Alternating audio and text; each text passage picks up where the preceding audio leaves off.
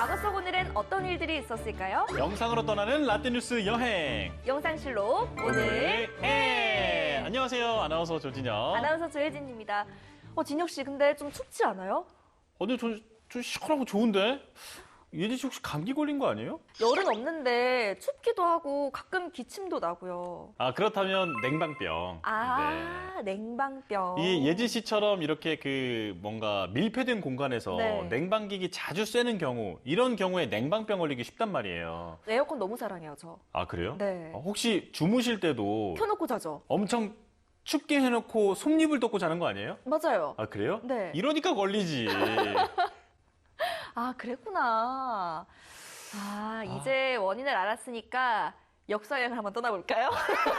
네, 뜬금없이 기침하면서 한번 해볼까요? 네. 그럼 과거 속 오늘은 어떤 일들이 있었는지 함께 보시죠.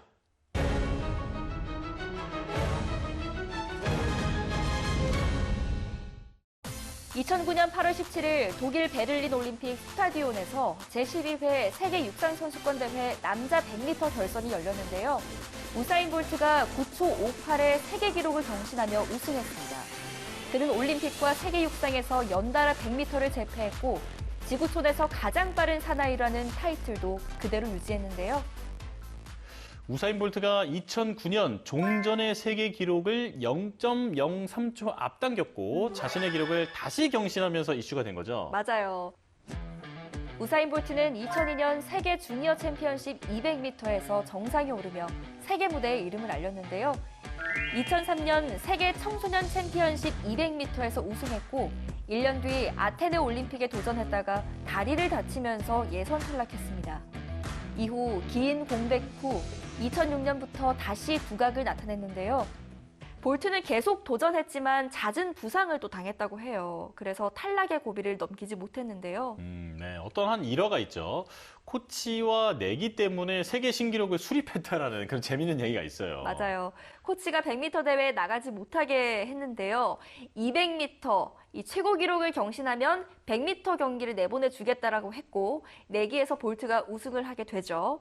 그리고 2008년, 2009년 100m를 출전하며 매 대회에서 새로운 신기록을 달성하게 됩니다. 네.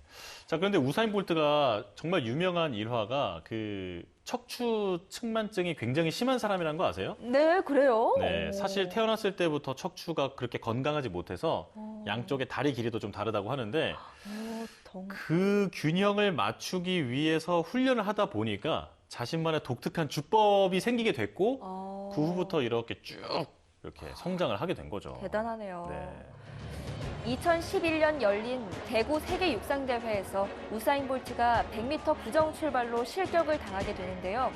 하지만 200m, 400m에서 다시 세계 신기록을 달성했습니다.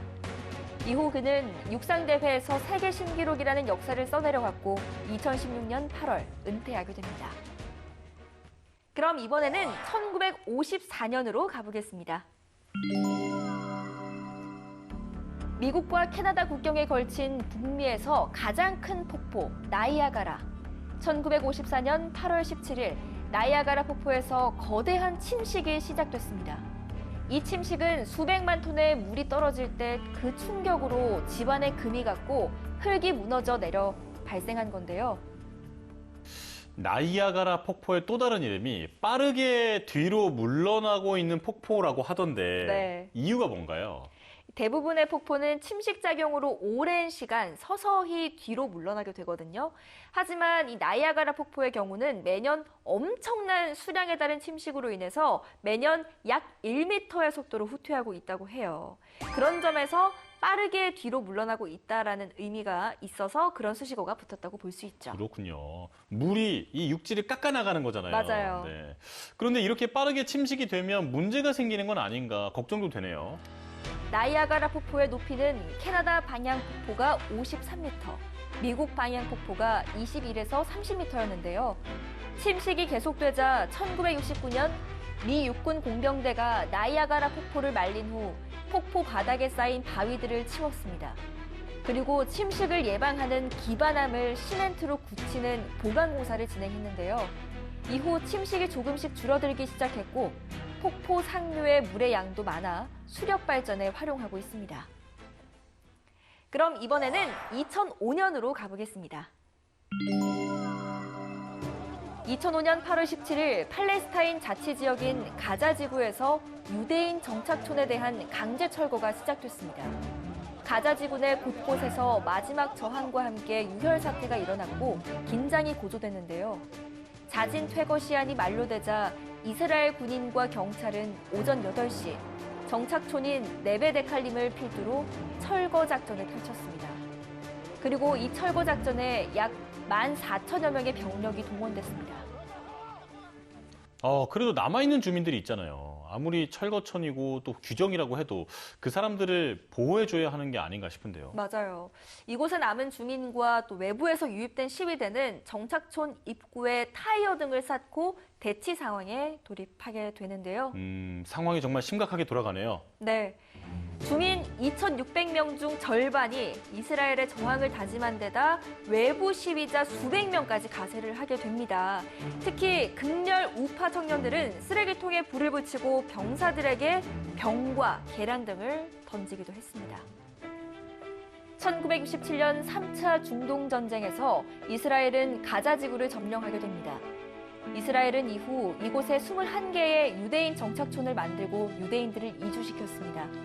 그리고 1993년 이스라엘과 팔레스타인 해방기구가 합의하면서 1994년 5월부터 가자 지구가 팔레스타인들의 자치가 됐는데요.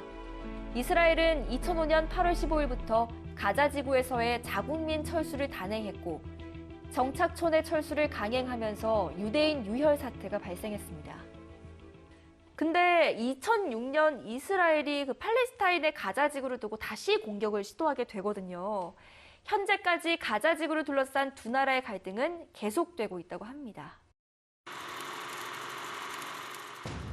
그리고 이 밖에도 8월 17일에 있었던 역사를 살펴보면요.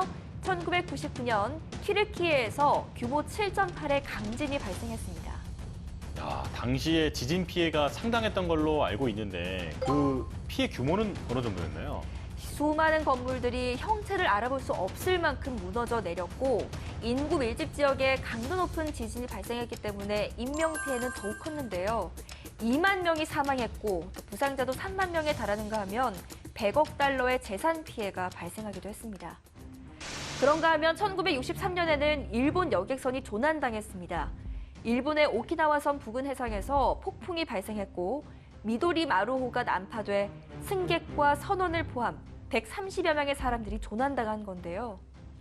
참 이런 재난 얘기 들으면 늘 안타까워요. 네.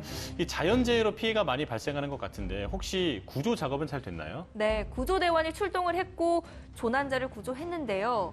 이 난파된 배 조각에 몸을 맡긴 116명이 구조됐지만 안타깝게도 끝내 그 15명은 목숨을 잃었다고 하네요. 자, 오늘도 이렇게 열심히 과거 속으로 달려봤는데요. 영상실록으로 만나본 오늘의 과거, 여러분은 어떠셨나요? 그럼 다음 시간 더 알찬 이야기로 만나요.